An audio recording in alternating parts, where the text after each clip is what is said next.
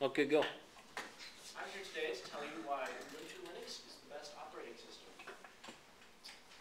Ubuntu Linux is the best operating system for the average user, somebody who only uses their computer for day-to-day tasks like checking your email, or surfing the web, or creating documents, or slideshows or something. Not as opposed to someone who uses very specialized industrial applications that only work with sometimes even a very particular set of computer hardware. The reason why Ubuntu Linux is the best operating system is because, first off, it's free, which means for all time, there's no charges for it ever. It's completely immune to viruses and spyware, so you don't ever have to worry about having your computer crash because of a virus issue.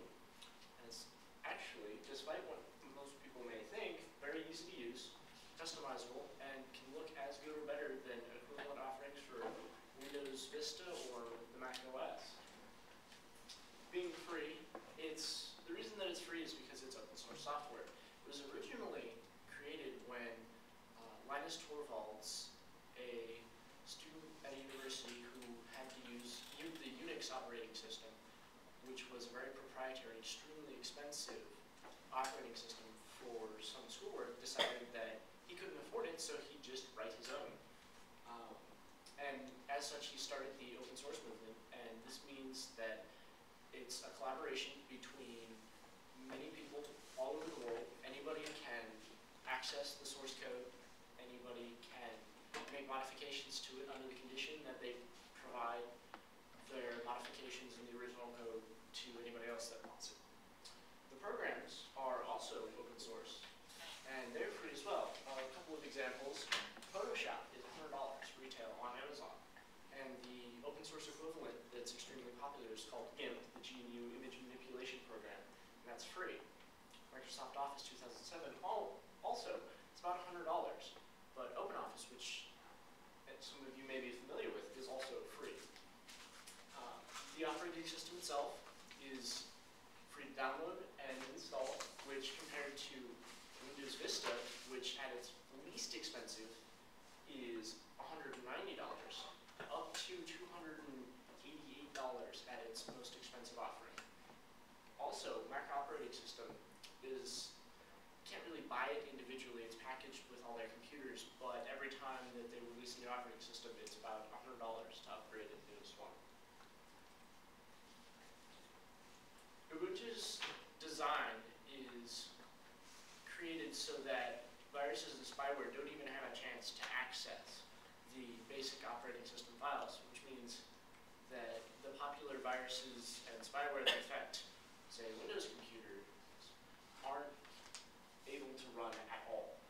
Mac operating system has a similar design and is similarly immune, but the difference is the Linux is an open source code, and as I mentioned earlier, anyone can examine the source code who's interested if they want to look. So this means that there's not going to be any secret code or malicious code inserted into the operating system without the user's knowledge. There are thousands of people every day looking at this code, so the chance of someone slipping in, say, something to have a secret access into your computer is almost impossible. And since there's no need for any antivirus or anti-spyware programs, since virus and spyware don't affect Linux, it means that your computer runs faster because the processing and memory resources that are used by the anti-spyware or antivirus programs is available for other tasks. And a popular impression of Linux is that it's very hard to use. It's only usable by people who have a very technical background, by computer professionals, but it's actually really easy to use, very simple, and very straightforward. The installation goes very swiftly. It comes with a program installation manager that allows you to select whatever programs you want to install, and it will download and install them for you. It's got many different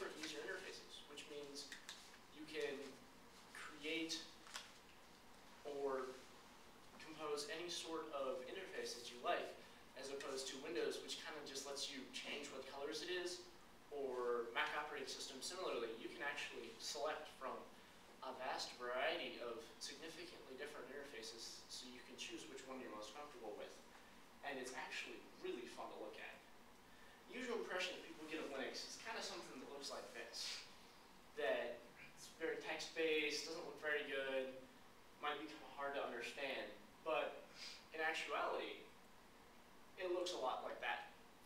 This is a popular interface called KDE, and it has a lot of features that make it easy to use. The search bar right here works a lot like Vista's search option. You just start typing in the name of the program that you're looking for, and it brings it up in the list automatically. It's got the similar program manager style where you can select whatever programs are running down in the bottom. Another option you have available is to have a macOS style dock at the bottom. I wasn't able to find a picture of that, but it is available. Another type of user interface, this is called GNOME. It's a little bit different. It's a little bit more simplistic, where the applications and places goes to folders and stuff on your hard drive, and it allows for very easy management, and then your programs list shows up down here. So those are two examples of two very different interfaces, both built onto the same Linux foundation. So anything it's all Ubuntu, but you can make it look however you desire. This is the program installer, and it's the simplest program installer I've ever seen on any variety of operating system. All you have to do is you search for the name of the program that you desire, you check the box, and you click Apply Changes.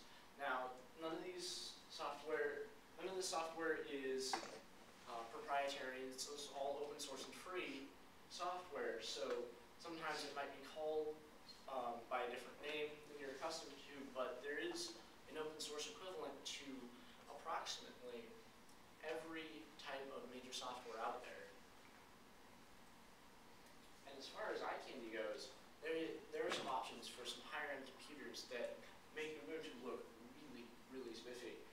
This is an example of the desktop cube. What you can do with Ubuntu is have multiple workspaces, and this is a desktop cube which allows you to rotate around 4 separate workspaces, and in each workspace you can have a different set of windows open, and then you press the key to rotate the cube, and it rotates around and looks really shiny.